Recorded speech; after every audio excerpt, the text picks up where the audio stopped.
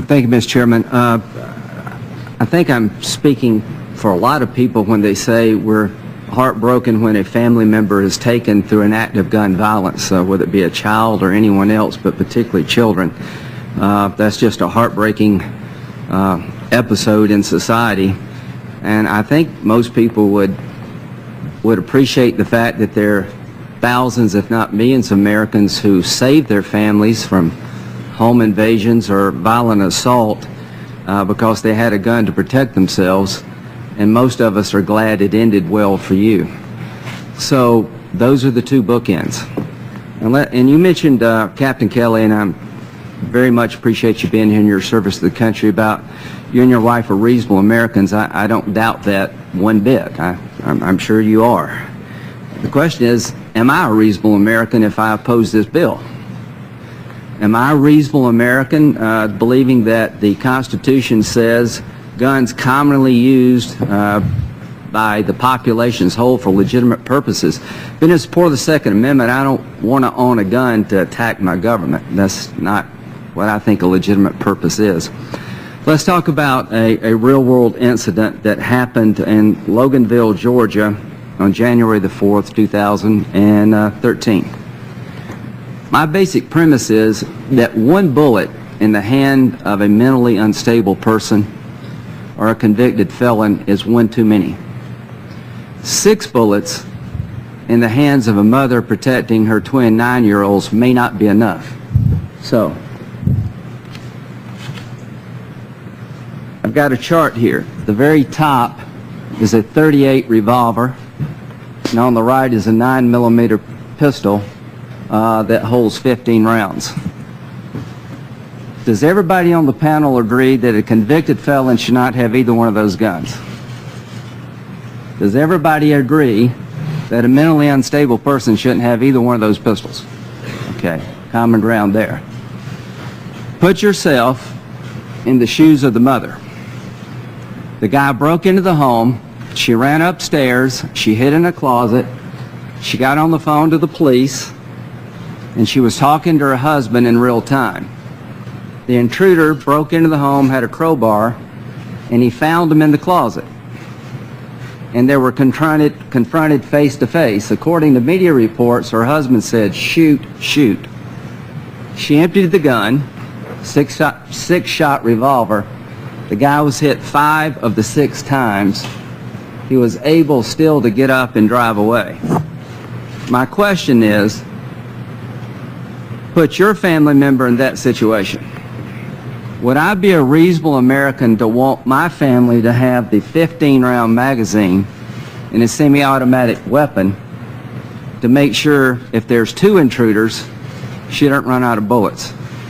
Am I an unreasonable person for saying that in that situation, the 15-round magazine makes sense? Well, I'll say I don't believe I am. So I can give you an example of where a 15-round magazine could make the difference between protecting a family if there's more than one attacker. Now back to your point, Captain Kelly. In the situation you described, I don't want that person to have 1 bullet or 1 gun. And the point of regulating magazines is to interrupt the shooter. That's the point of all this. And I guess what I'm saying is that we live in a world where there are 4 million high-capacity magazines out there or more. I think the best way to interrupt the shooter if they come to a schoolhouse is not to try to deny the woman in Atlanta the ability to have more than 10 rounds, but to have somebody like you, Chief Johnson, meet them when they come into the door. I think that's the best way to do it. Now, my good friend Joe Biden, who we have very spirited conversations about a lot of things, was online recently talking to someone in California who mentioned the fact, what if there's an earthquake out here and there's a lawless situation? In 1992, you had the riots in Los Angeles. I think it was the King event. But you could find yourself in this country in a lawless environment through a natural disaster or a riot. And the story was about a place called Koreatown. There are marauding gangs going throughout the area, burning stores, looting and robbing and raping. And The Vice President said, in response to, that's why I want my AR-15, he said, no, you would be better off with a 12-gauge shotgun. Well, that's his opinion, and I respect it. I have an AR-15 at home, and I haven't hurt anybody, and I don't intend to do it. But I think I would be better off protecting my business or my family if there was a law and order breakdown in my community, people roaming around my neighborhood, to have the AR-15, and I don't think that makes me an unreasonable person. Now, Ms. Trotter, when you mentioned that you're speaking on behalf of millions of women out there who believe that an AR-15 makes them safer, there was a lot of giggles in the room, and I think that explains the dilemma we have. The people who were giggling were saying to you, that's crazy. Nobody I know thinks that way. Which reminds me of the Harvard professor who said, I can't believe McGovern lost, everybody I know voted for him. And I bet there are people on our side can't believe Obama won, because everybody they know voted against him. The point is that we have different perspectives on this. And the reason I'm going to oppose the legislation, Chief Johnson, is because I respect what you do as a law enforcement officer. Has your budget been cut? Yes. Will you think it'll be cut in the future? I'm optimistic that it will not. Well, I hope you're right, but I can tell people throughout this land, because of the fiscal state affairs we have, there will be less police officers, not more, over the next decade. Response times are going to be less, not more. So, Captain Kelly, I really do want to get guns out of the hands of the wrong people.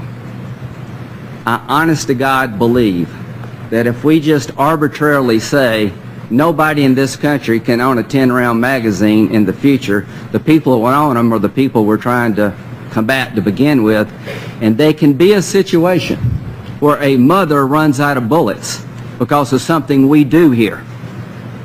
I can't prevent every bad outcome, but I do know, and I do believe in the bottom of my heart, I am not an unreasonable person for saying that in some circumstances the 15-round magazine makes perfect sense, and in some circumstances the AR-15 makes perfect sense.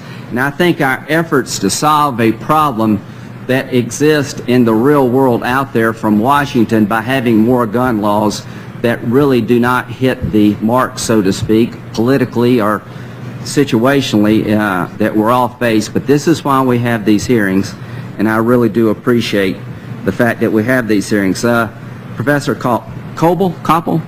Either one. Okay. Some people on our side say, and I'll wrap this up, Mr. Chairman, that it's unconstitutional to put a limit on magazine size. Do you agree with that? I think if we follow Senator Schumer's approach and say we're going to follow what the District of Columbia versus Heller Supreme Court decision says, what that tells you is the core of the Second Amendment is the firearms and accessories that are commonly owned by law-abiding people for legitimate purposes. Is it constitutional to say 10 rounds versus 15? 10 is plainly unconstitutional because, as I was trying to explain to Senator Durbin, magazines of up to 19 are common on semi-automatic handguns and up to 30 on rifles. I don't know if 10 versus 19 is common or uncommon. I do know that 10 versus 19 in the hands of the wrong person is a complete disaster. I do know that 6 bullets in the hands of a woman trying to defend her children may not be enough. So I don't look at it from some academic debate. Let's agree on one thing. 1 bullet in the hand of the wrong person we should all try to prevent. But when you start telling me that I'm unreasonable for wanting that woman to have more than 6 bullets or to have an AR-15 of people roaming around my neighborhood, I reject the concept.